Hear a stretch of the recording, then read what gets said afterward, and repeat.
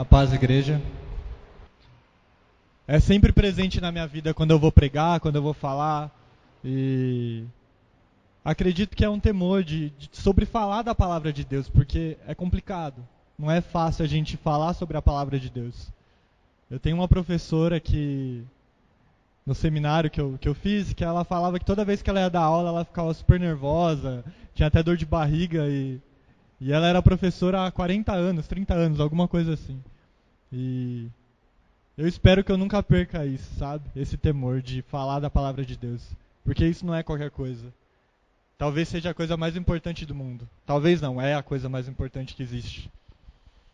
Eu queria que vocês abrissem lá em Salmo 119.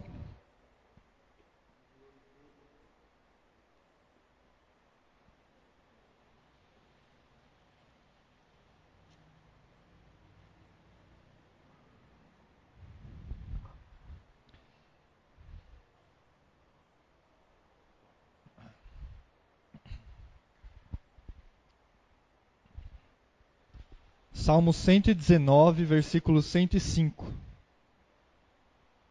Essa palavra é bem conhecida. Lá diz assim: Lâmpada para os meus pés é a tua palavra, e luz para os meus caminhos. Só esse trecho por enquanto. Bom, esse salmo, não se sabe ao certo quem escreveu esse salmo. Não foi Davi. Aliás, não se sabe se foi Davi, pode ter sido. Mas não dá para saber quem foi de fato que escreveu esse salmo. E esse salmo muitas vezes é motivo de piadinha na igreja, né? Porque é o maior salmo. Quem é pastor e tem uma filha, pega e fala: olha, para casar com a minha filha tem que decorar o Salmo 119. Né? Quem nunca ouviu isso? Bom, eu ouvi bastante já. E realmente é o capítulo mais longo da Bíblia. E muitas pessoas parecem que têm certa preguiça de ler por ser grande, né? Só que eu queria que vocês, depois que eu terminar, lógico, né? Depois que eu terminar de pregar, quando vocês forem para casa de vocês, parem para ler esse salmo inteiro. Parem para ler porque é muito precioso esse salmo. E esse salmo representa a paixão que o salmista tinha pela palavra de Deus. Esse salmista ele era apaixonado pela palavra de Deus. E esse versículo eu acho muito interessante. Lâmpada para os meus pés é a tua palavra e luz para os meus caminhos. O salmista ele enxergava todas as coisas do mundo através da palavra de Deus. A palavra de Deus era que iluminava o caminho dele, e ele enxergava todas as coisas através da palavra de Deus, através da ótica da palavra de Deus.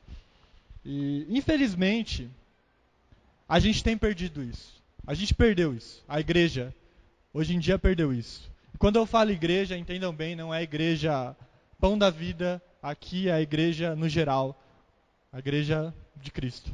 Infelizmente, ela perdeu isso. E eu vou tentar provar isso para vocês que realmente a gente tem perdido isso.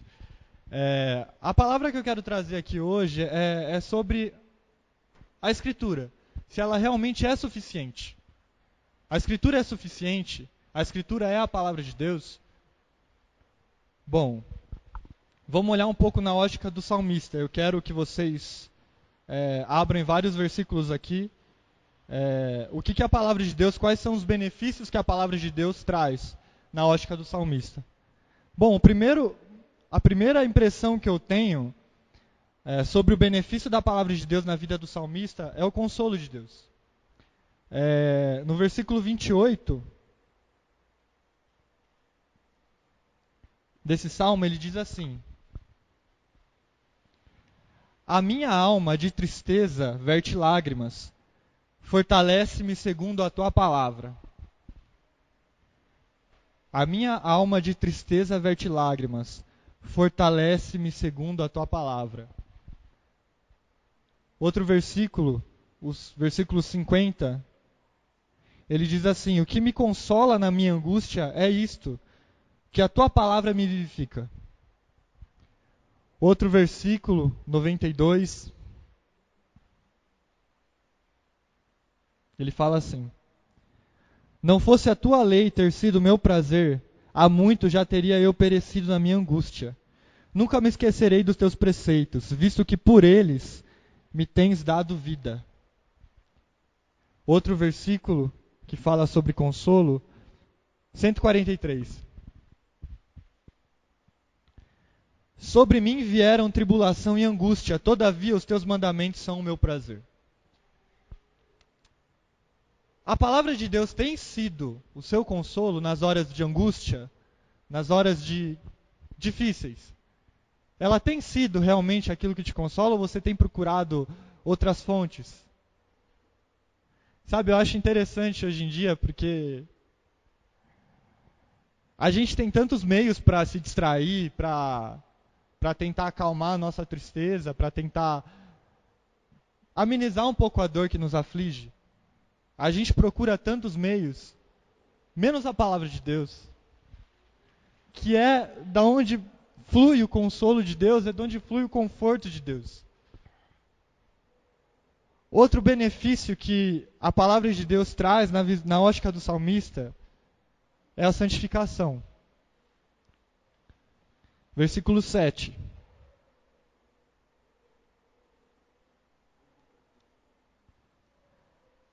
Render-te-ei graças com integridade de coração, quando tiver aprendido os teus retos juízos. Render-te-ei graças com integridade de coração, quando tiver aprendido os teus retos juízos. Outro versículo, 9, ele diz assim: de que maneira poderá o jovem guardar puro o seu caminho? Observando segundo a tua palavra. Outro versículo 11, logo embaixo, ele diz: guardo no coração as tuas palavras, para não pecar contra ti. Isso me chama muita atenção também, porque eu não sei vocês, mas eu procuro viver uma vida santa. Eu procuro lutar contra o pecado. E eu acho que isso é o dever de todo cristão. É lutar contra o pecado. E muitas vezes é difícil a gente vencer o pecado. Acho que cada um tem alguma dificuldade específica. Cada um é diferente do outro, né? Mas aonde você tem procurado vencer o pecado? Aonde você tem procurado realmente vencer essa área que te aflige? É buscando através da palavra de Deus ou vivendo uma vida legalista? Tipo, isso não pode, isso pode. Você tem procurado realmente a palavra de Deus e ela tem sido a base que te santifica? Outro benefício, eu estou passando bem rápido porque eu vou abrir vários textos aqui depois. Outro benefício que a palavra de Deus traz é a sabedoria. Versículo 99.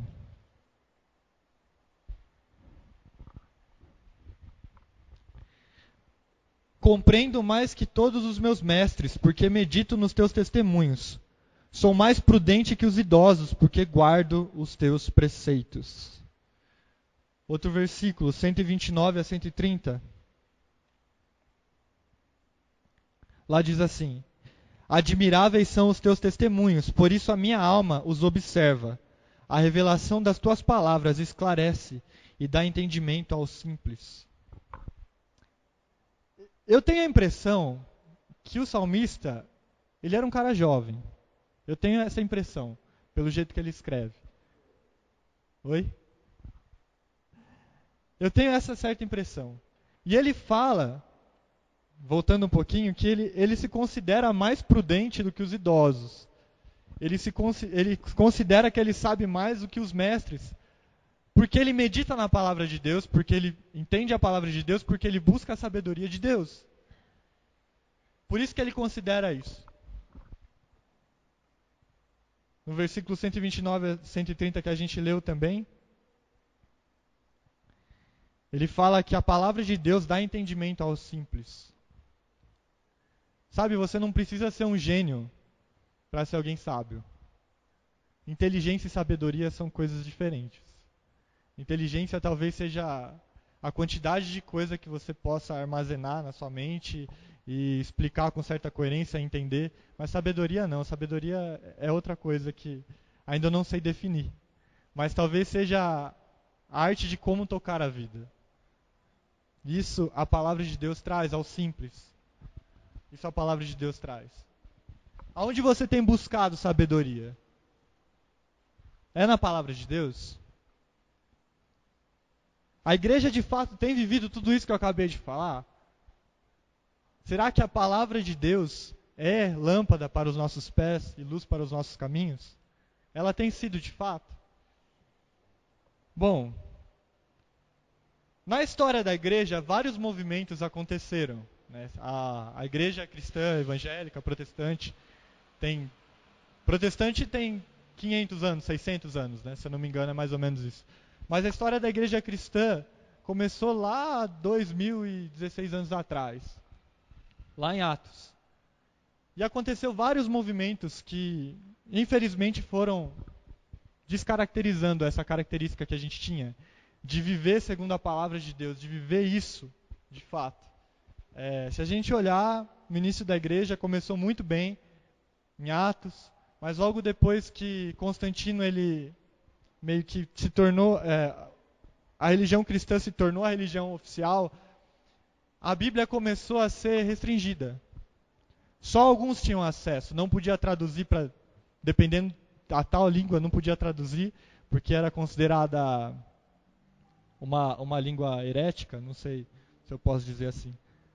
Mas era no latim que a Igreja Católica pregava, era só no latim que podia, né? Então a Bíblia, ela meio que se tornou só para algumas pessoas, não eram para todas as pessoas. Mas em 1500, 1400, se eu não me engano, 1493, aconteceu a Reforma Protestante. Se eu não me engano, foi essa data. Foi essa data mesmo? 1517 aconteceu a Reforma Protestante, né? Onde Lutero, Calvino e Zwingli chegaram, na verdade mais Lutero, né? E deu aquele grito de liberdade. Né? Onde a Escritura se tornou novamente a base da nossa fé. A Reforma Protestante trouxe isso, né? Os 5 solas, né? Sola Escritura, somente a Escritura é a autoridade sobre o povo, né? E tem as outras 4 solas, mas enfim, vamos focar nessa, né? E o povo começou novamente a ter acesso à palavra de Deus. Aí vem o outro movimento, logo depois da Reforma Protestante, que é um movimento que eu gosto muito, os puritanos. Não sei se alguém já ouviu falar aqui.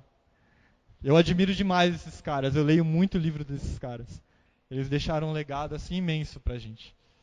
E esse povo, na verdade, puritano era um nome pejorativo que deram para eles, né? Porque eles levavam a vida cristã muito a sério, eles levavam a palavra de Deus muito a sério. Eles tinham uma vida muito piedosa, de oração, de leitura da palavra.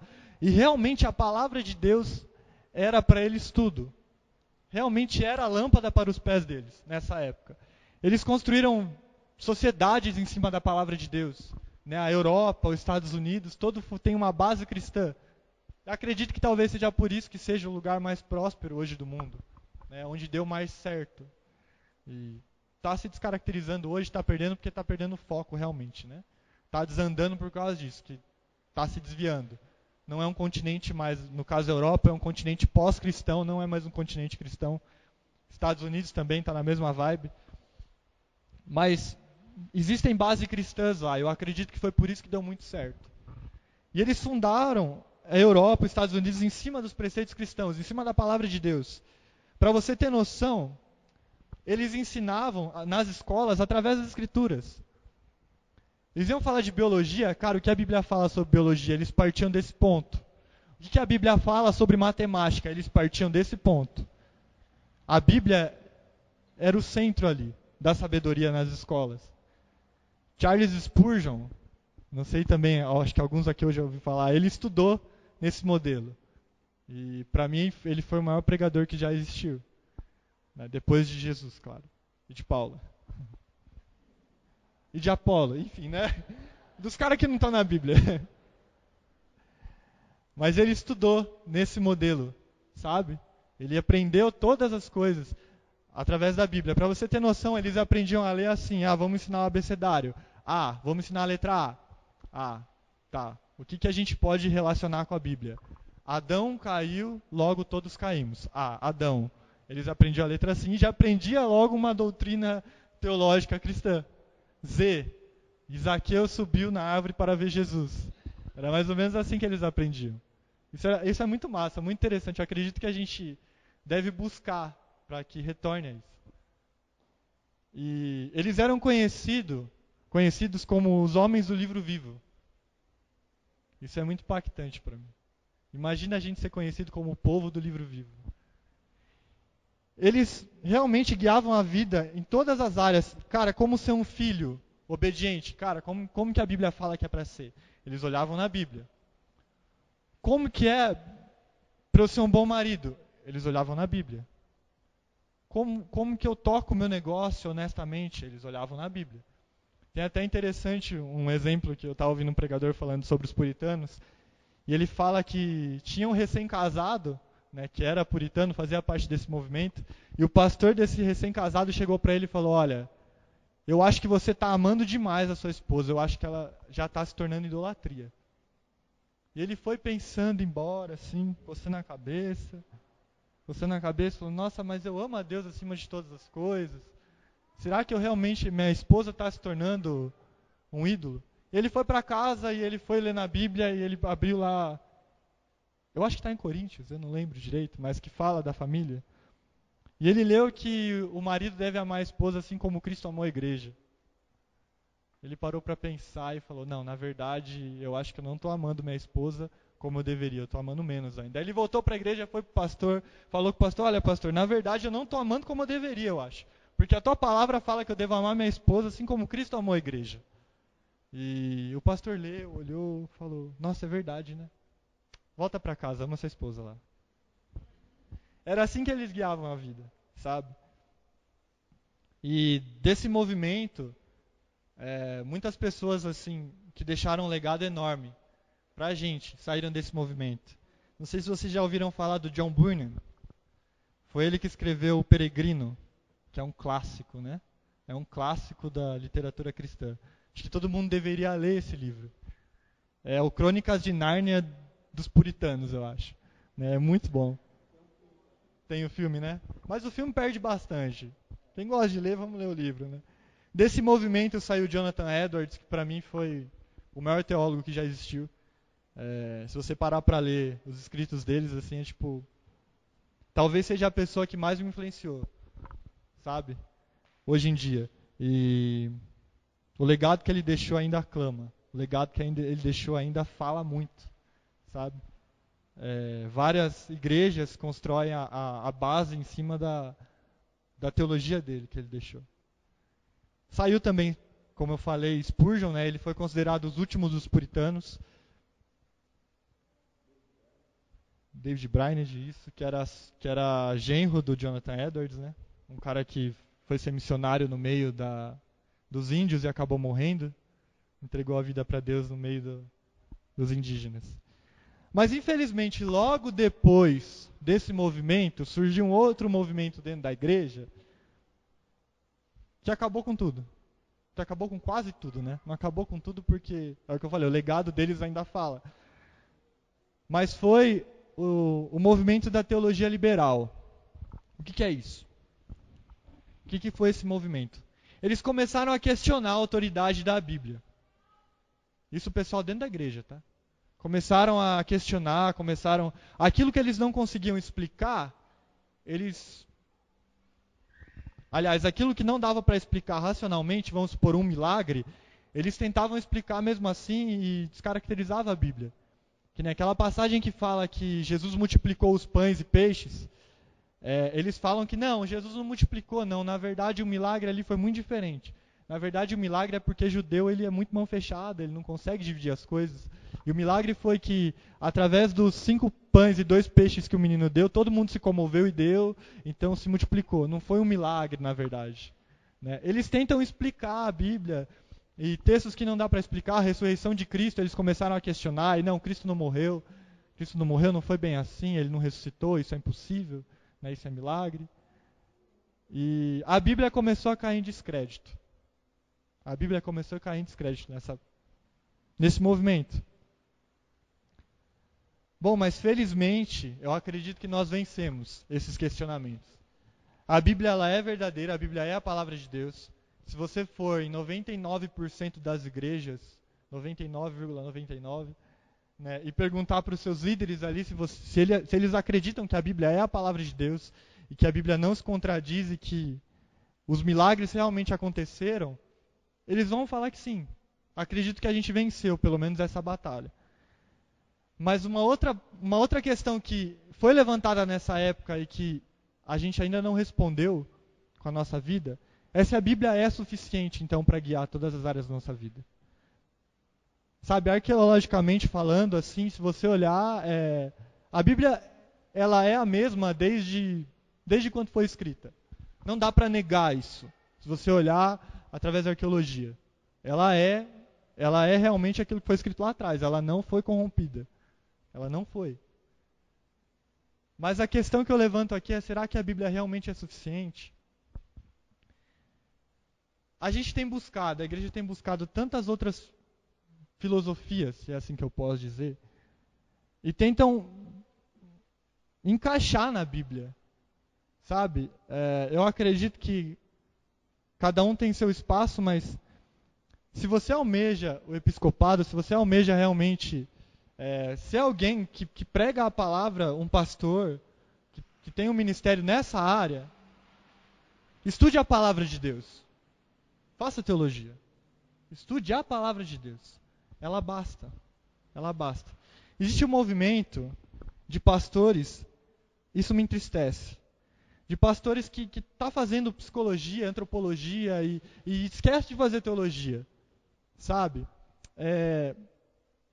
Qual que é a autoridade maior sobre a igreja quando você vai aconselhar alguém? Tem sido as Escrituras? Tem sido de fato as Escrituras? Não que a psicologia não seja válida, que a antropologia não seja válida, mas para um cara que vai aconselhar alguém segundo as Escrituras, ele tem que saber da Bíblia. A Bíblia tem que ser a autoridade maior. Porque quando a gente pega e começa a olhar as outras filosofias que surgiram, enfim, a psicologia, um exemplo, eu posso estar falando muito, depois você me corrige, por favor, se eu estiver falando algo errado. Né? Mas os 3 pilares da psicologia, Freud, Rogers e Skinner, é isso, né? Psiquiatra. Ah, tá salvo. Enfim, né, eles se contradiziam entre eles são os 3 pilares da psicologia. Skinner não concordava com Rogers não concordava com Freud não concordava com nenhum dos dois, né, e são filosofias ateístas. Surgiram do ateísmo. A base é o ateísmo.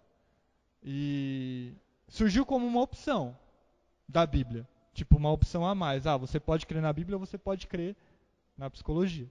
Isso que eu estou falando para você.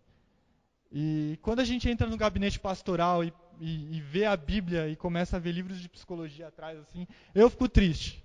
Porque qual que é a autoridade que você está aconselhando uma pessoa? É a Bíblia ou é também a psicologia? E na verdade você pega cada verdade que existe, né, que esses caras trouxeram, e mais a Bíblia e constrói a sua verdade. Não a Bíblia, não a verdade da Bíblia. Isso me entristece um pouco. Sabe, qual tem sido a autoridade do pastor para aconselhar, ou para a gente que vai aconselhar uma pessoa segundo o cristianismo? Tem sido a palavra de Deus? Sabe, muitos pastores, eles pegam, quando vão aconselhar, ou a gente mesmo que não é pastor, quando vai aconselhar segundo a palavra de Deus, a gente tira aquilo que a gente não gosta da Bíblia e traz só aquela passagem que a gente gosta, né? A gente meio que ignora. E na verdade, quando a gente faz isso, a gente não está concordando com a Bíblia. Na verdade, a gente pega trechos que a Bíblia concorda com a minha opinião. Só isso. Enfim, a Escritura é suficiente ou não para a gente? Quais são os benefícios das Escrituras para a gente? Bom, para começar, tudo começa na Bíblia. Tudo começa nas Escrituras. O reconhecimento de que a gente é pecador começa nas Escrituras. Lá em Romanos 7:7,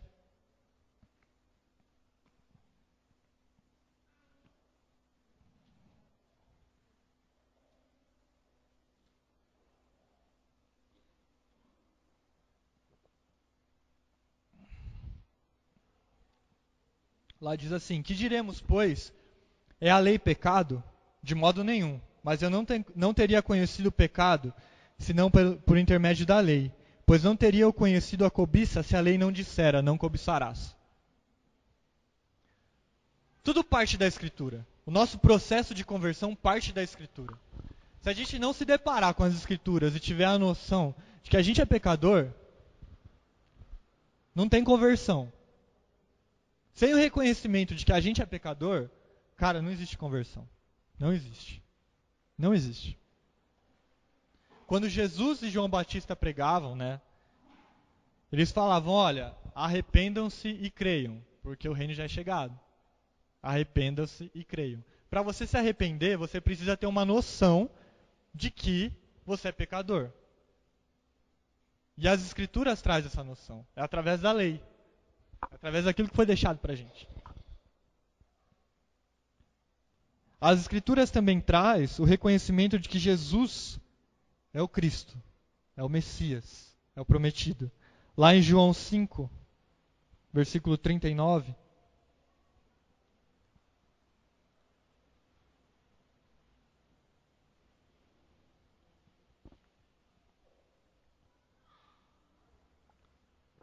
Lá diz assim, isso é Jesus falando para os fariseus. Examinais as Escrituras, porque julgais ter nelas a vida eterna, e são elas mesmas que testificam de mim. É a própria Escritura que testifica de Cristo. Não tem como você também reconhecer que Cristo é o Messias fora das Escrituras. É através das Escrituras que a gente reconhece que Cristo é o Messias. É ela que testemunha que Cristo é o Messias. É a Escritura. É impossível haver conversão, eu acredito, fora das Escrituras. No sentido de que precisa da pregação da palavra de Deus para que haja conversão. Lá em Romanos 10, é outro texto bem conhecido também.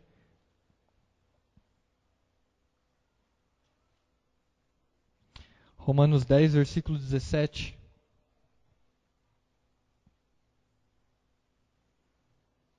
Diz assim: e assim a fé vem pela pregação, e a pregação pela palavra de Cristo.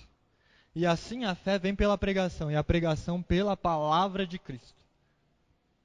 A fé só vem através da pregação da palavra de Deus. Não tem como você ter fé que não é baseada nas Escrituras ou que não foi iniciada pelas Escrituras. Não tem como alguém crer em Cristo fora das Escrituras. Ela é a base. Ela é a base. É engraçado que até essas experiências extraordinárias, né?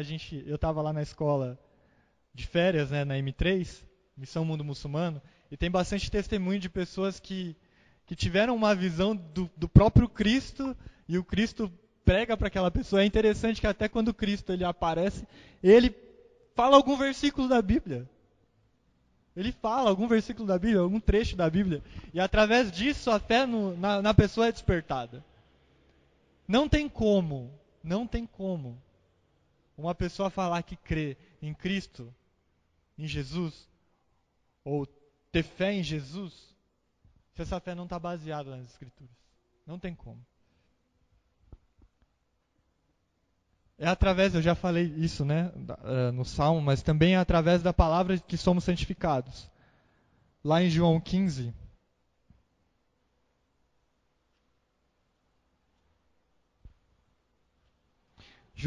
versículo 3.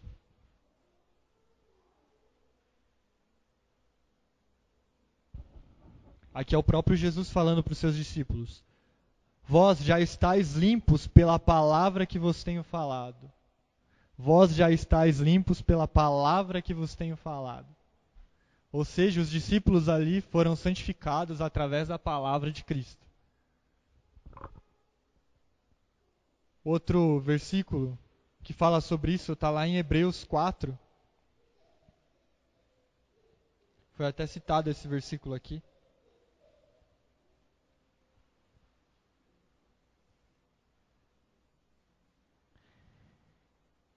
Hebreus 4:12, lá diz assim: porque a palavra de Deus é viva e eficaz, e mais cortante do que qualquer espada de 2 gumes, e penetra até o ponto de dividir alma e espírito, juntas e medulas, e é apta para discernir os pensamentos e propósitos do coração.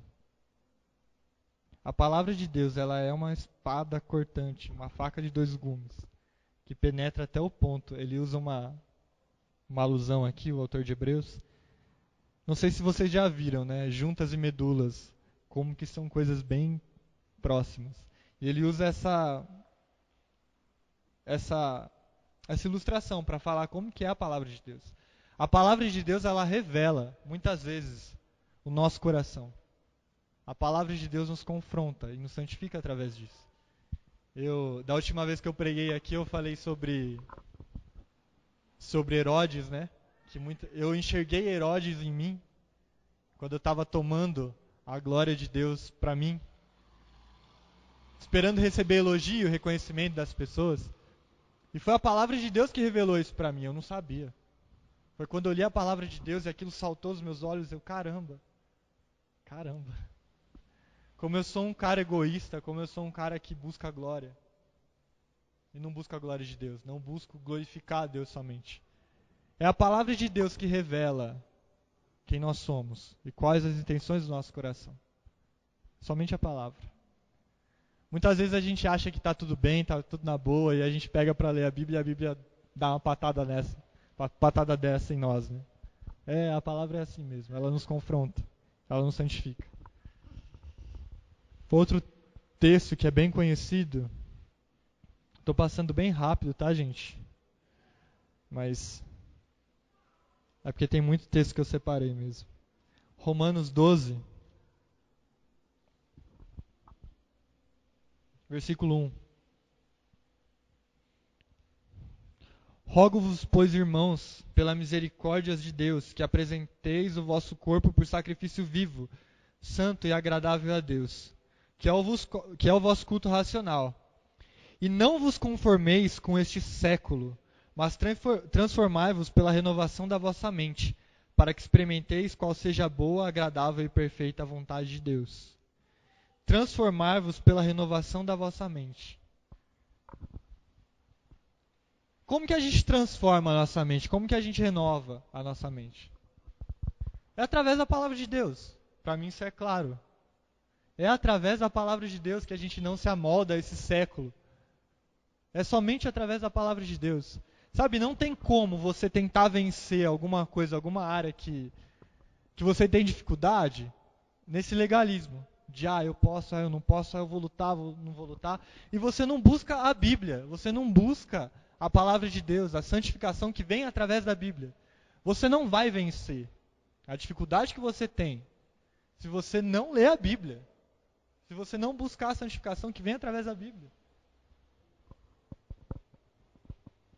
É lógico que é o Espírito, mas na verdade o Espírito Santo usa a palavra de Deus. Essa é a revelação, né?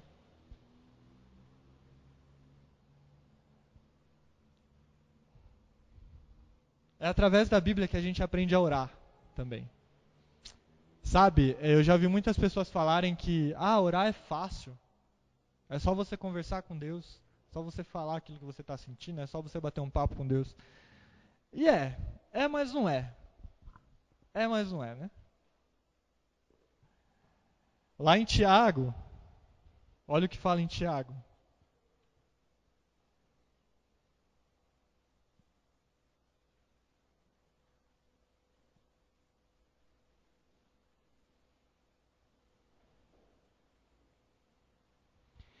Tiago 4, versículo 3.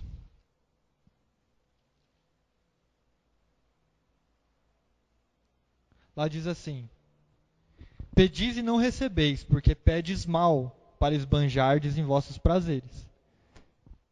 Aqui Tiago está falando que, olha, você ora, mas você não recebe, porque você pede mal. Por causa disso que você não recebe. Por causa disso que Deus ele pode até responder, mas de uma maneira negativa. É por causa disso. E como que a gente aprende a pedir bem? Como que a gente aprende a de fato pedir segundo a vontade de Deus? É através da Bíblia. É através da Bíblia que a gente aprende a orar. Sabe, lá em... Esse texto me chama muita atenção, Jesus falando lá em... Deixa eu ver... Sumiu aqui. Aqui, João 15. Olha o que Jesus fala em João 15. Sobre oração.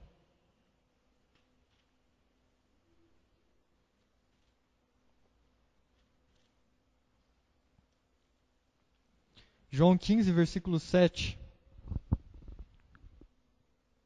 Se permanecerdes em mim e as minhas palavras permanecerem em vós, pedirei o que quiserdes e vos será feito. Se permanecerdes em mim e as minhas palavras permanecerem em vós, pedireis o que quiserdes e vos será feito. Olha o que Jesus está falando. Tem uma condição. É permanecer nele e permanecer na palavra dele. Então, a nossa oração vai se tornar eficaz a partir do momento que a gente tem a nossa vida baseada na palavra e ora segundo a palavra de Deus. Você quer ser ouvido? Você quer ser atendido? Cara, é através da palavra de Deus. Somente através da palavra de Deus que você aprende a orar. Sabe? E o que significa as minhas palavras permanecerem em vós? Não é decorar a Bíblia. Não é somente isso. É também. Eu vou dar um exemplo aqui. Eu vi um pregador uma vez e isso, nossa, até hoje isso causa impacto em mim. Ele começou a pregar e ele falou 16 minutos só de Bíblia decorada. Tipo, ele pegou assim, não abriu a Bíblia e começou a falar. Um texto atrás de outro texto. Um texto atrás de outro texto. Um monte de salmo. Falou Romanos 8 inteiro. Falou Mateus 7 inteiro. Eu fiquei assim, caramba. Depois ele trouxe essa palavra, né? Depois ele pregou em cima disso. Se as minhas palavras permanecerem em vós, pedireis o que quiserdes e vos será feito. Ele fala que, olha, não é só decorar a palavra de Deus, é também decorar. Porque a partir do momento que a gente decora a palavra de Deus, fica na nossa mente e a gente consegue refletir sobre a palavra de Deus o dia inteiro. Quando a gente tem a palavra de Deus armazenada aqui. Em Salmo 1 fala isso, né? Eu não lembro como está direito, mas fala que aquele que medita dia e noite na palavra é como árvore plantada junto à corrente de águas, que no devido tempo dá o seu fruto. E como que a gente medita dia e noite na palavra de Deus? Quando a palavra de Deus está aqui. A gente não anda com a Bíblia para lá e para cá.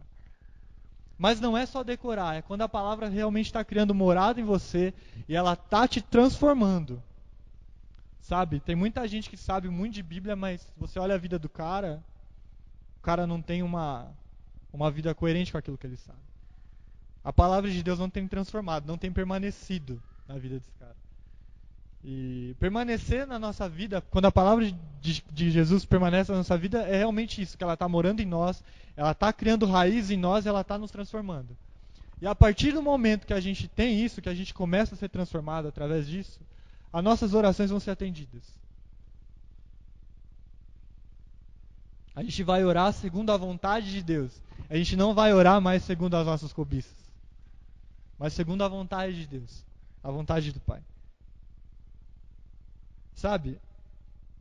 Uma dica que eu dou pra vocês é, cara, ora a palavra de Deus. Ora a palavra de Deus. Você vai orar pela igreja, abre lá em Filipenses 1. Filipenses 1, de 15 a 23. Aqui é Paulo orando pela igreja de Filipe.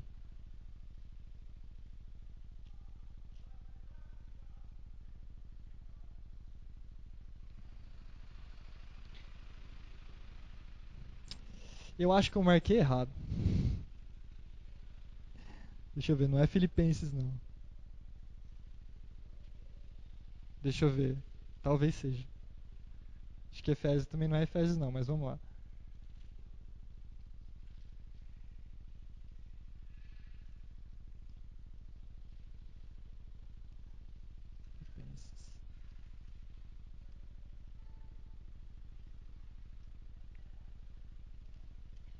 Deixa eu ver se é Efésios. É Efésios. Ele começa, por isso também, eu, tendo ouvido a fé que há entre vós no Senhor Jesus e o amor para com todos os santos, não cesso de dar graças por vós, fazendo menção de vós nas minhas orações, para que o Deus de nosso Senhor Jesus Cristo, Pai da glória, vos conceda espírito de sabedoria, de revelação, no pleno conhecimento dele. Ora isso pela igreja, para que Deus possa conceder o espírito de sabedoria, de revelação, no pleno conhecimento dele, iluminando aos olhos do vosso coração para saberdes qual é a esperança do vosso chamamento, qual a riqueza da glória de sua herança nos santos. Enfim, ele continua. Quando você for orar pela igreja, ora a palavra. Porque você vai orar segundo a vontade de Deus daí. Se você for orar por um presbítero, para alguém que está atuando na igreja, pega Timóteo lá, que fala que o homem deve manusear bem a palavra de Deus. Ora isso por ele.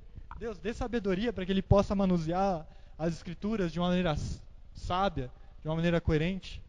Que ele não venha distorcer as escrituras. Ora baseado na palavra de Deus. Tem a oração que Jesus ensinou, o Pai Nosso. Entenda o Pai Nosso e ore o Pai Nosso.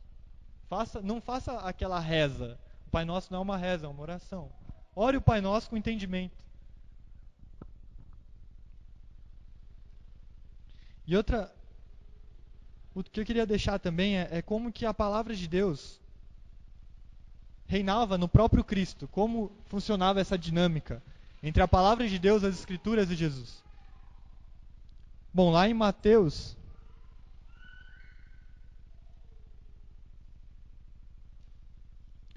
4,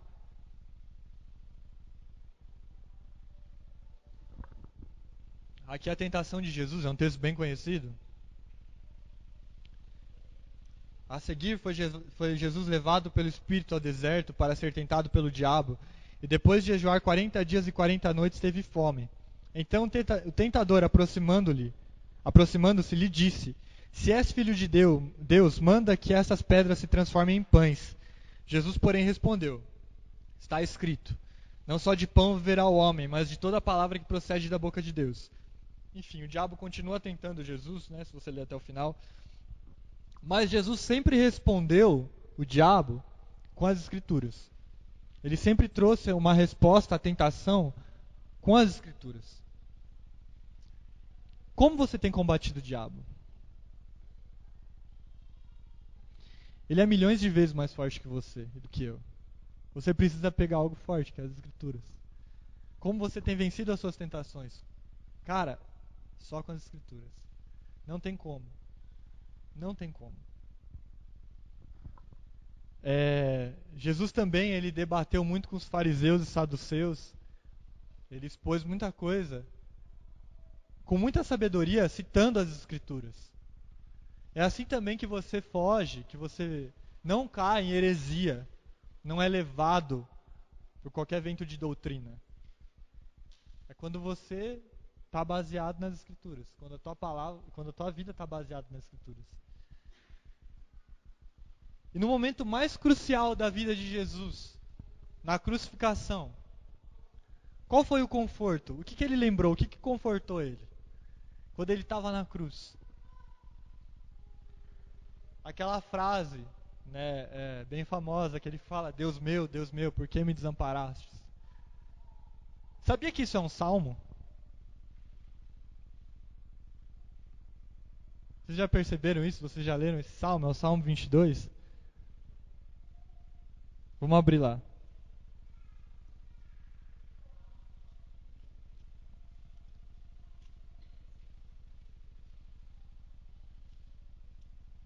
Olha o que esse salmo diz. Ele está citando o salmo. Deus meu, por que me desamparastes? Por que se acha longe de mim a salvação, as palavras do meu bramido? Deus meu, clamo de dia e não me respondes. Também de noite, porém não tenho sossego. Contudo, tu és santo, entronizado entre os louvores de Israel. Nossos pais confiaram em ti, e os livraste. A ti clamaram e se livraram. Confiaram em ti e não foram confundidos. Mas eu sou verme e não homem. Opróbrio dos homens e desprezado do povo. Todos os que me veem zombam de mim, afrouxam os lábios e meneiam a cabeça. Confiou no Senhor, livre-o, ele. Salve-o, pois nele tem prazer. Contudo, tu és quem me fez nascer, e me preservaste, estando eu ainda ao seio da minha mãe. A ti me entreguei desde o meu nascimento, desde o ventre da minha mãe. Tu és o meu Deus. Não te distancies de mim, porque a tribulação está próxima, e não há quem me acuda. Muitos touros me cercam, fortes touros de Bazã me rodeiam. Contra mim abrem a boca. como faz o leão, que despedaça e ruge. Derramei-me como água, e todos os meus ossos se desconjuntaram. Meu coração fez-se como cera, derreteu-se dentro de mim. Secou-se o meu vigor como um caco de barro, e a língua se me apega ao céu da boca. Assim me deitas no pó da morte. Cães me cercam, uma súcia de malfeitores me rodeia. Traspassaram-me as mãos e os pés. Posso contar todos os meus ossos. Eles estão me olhando, encarando em mim. Repartem entre si as minhas vestes, e sobre a minha túnica deitam sorte. Tu, porém, Senhor, não te afastes de mim, força minha. Apressa-te em socorrer-me. Livra a minha alma da espada e das pressas do cão, a minha vida. Salva-me das faúces do leão e dos chifres dos búfalos. Sim, tu me respondes. A meus irmãos declararei o teu nome, cantar-te-ei louvores no meio da congregação. Vós que temeis o Senhor, louvai-o, glorificai-o, vós, todos, descendência de Jacó. Reverenciai-o, vós, todos, posteridade de Israel. Pois não desprezou nem abominou a dor do aflito, nem ocultou dele o teu rosto, mas o ouviu quando lhe gritou por socorro. De ti vem o meu louvor na grande congregação. Cumprirei os meus votos na presença do que os temem. Os sofredores hão de comer e fartar-se. Louvarão o Senhor os que o buscam. Viva para sempre o vosso coração. Lembrar-se-ão do Senhor, e a ele se converterão os confins da terra. Perante ele se prostrarão todas as famílias das nações. Pois do Senhor é o reino. É ele quem governa as nações. Todos os opulentos da terra hão de comer e adorar, e todos os que descem ao pó se prostrarão perante ele, até aquele que não pode preservar a própria vida. A posteridade o servirá. Falar-se-á do Senhor à geração vindoura. Hão de anunciar a justiça dele ao povo que há de nascer. Contarão que foi ele quem o fez. Eu acredito que Jesus se lembrou desse salmo na cruz. E ele começou a citar esse salmo, e esse salmo estava na cabeça dele. E é um salmo que parece que começa bem triste. Mas olha o final desse salmo. Eu acredito que Jesus estava pregando para a própria alma dele, olha, no final vai dar tudo certo. Aparentemente Deus me desamparou, mas no final vai dar tudo certo. Então, no momento de mais aflição da vida de Jesus, ele usou a palavra de Deus para consolar ele. Isso tem sido verdade na sua vida também? Se na vida de Jesus ele era o próprio Filho de Deus, ele era a própria palavra encarnada, ele usava isso, por que a gente não usa? Por que quando a gente está aflito, a gente não para ler a Bíblia ou começa a pregar para a gente mesmo aquilo que a gente tem na nossa cabeça das Escrituras, ou não abre a Bíblia para ler, para ser confortado por Deus através das Escrituras? Não existe maior conforto, maior consolação do que a Bíblia traz para o cristão. Você pode ir atrás de psicólogo, você pode ir atrás de qualquer coisa, de conselhos humanos. Mas não. Não. É a palavra de Deus que te consola. É a palavra de Deus. Sabe, que isso possa ser uma verdade na nossa vida. Que a gente possa novamente ser conhecido como o povo do livro vivo. E eu queria encerrar essa palavra com um vídeo. É com um poema que toda vez que eu vejo é quase impossível não me emocionar. Por favor. Já tá no Media Player já. É só dar o play. Tá em inglês, tá legendado, tá, gente?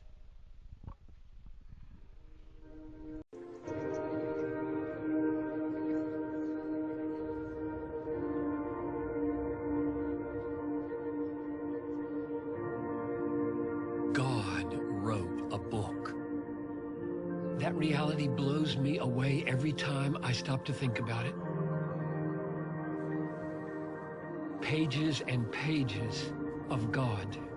His thoughts, His words, His heart, right there, just a few inches away.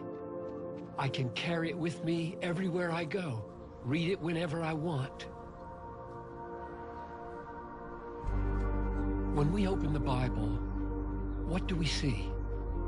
We see God himself in this book. We meet him here or we don't meet him, not with any hope of friendship.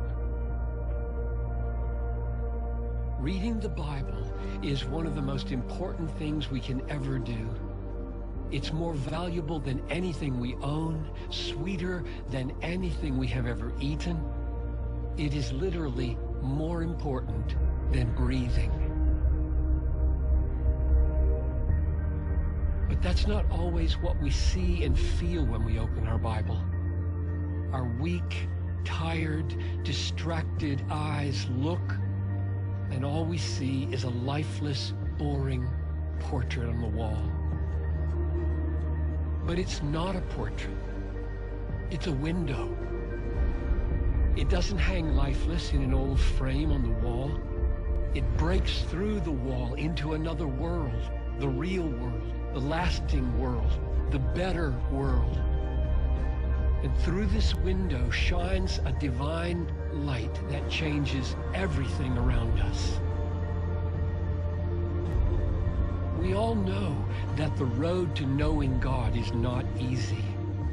Discipline and resolve are important, but they can carry you only so far. A few days, a week, maybe a month. For the long run, we need something stronger, more compelling than discipline and resolve. There are too many traps along the path, too many hurdles. At the root, the reason we don't read the Bible is that we don't want to read the Bible.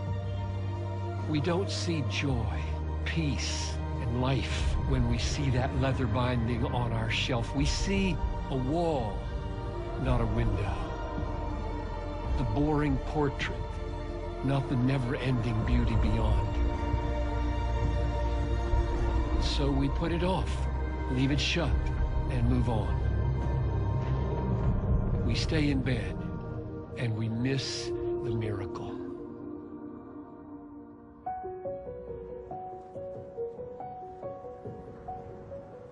The God who said, "Let light shine out of darkness," loves to speak light into hearts and minds. God wrote a book, and with his book, these words in front of us, he wakens our dead, bored souls. He frees us from bondage to sin, from desires that rob us of life. He comforts the depressed, inspires the discouraged, guides the confused. He empowers us to make our lives count for his cause in the world. He satisfies us completely and forever with words, his words.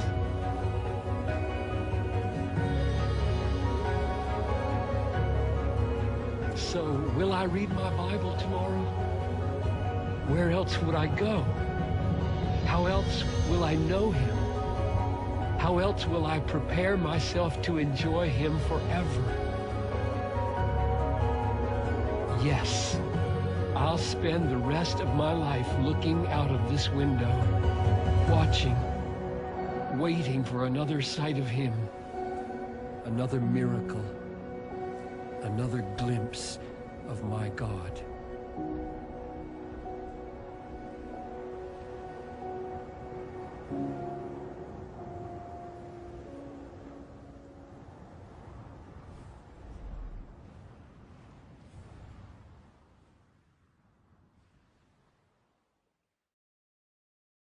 Gente, ó Pai, o Senhor se revelou através da tua palavra. E eu venho te pedir perdão, Pai, porque muitas vezes a gente é tão negligente, nós não valorizamos a tua palavra, Pai. Nós não a lemos como deveríamos ler, nós deixamos ela encostada, Pai.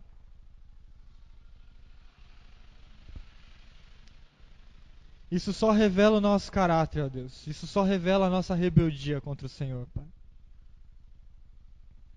Isso só revela, Pai, o quanto nós somos pecadores, ó Pai. Inimigos de Ti.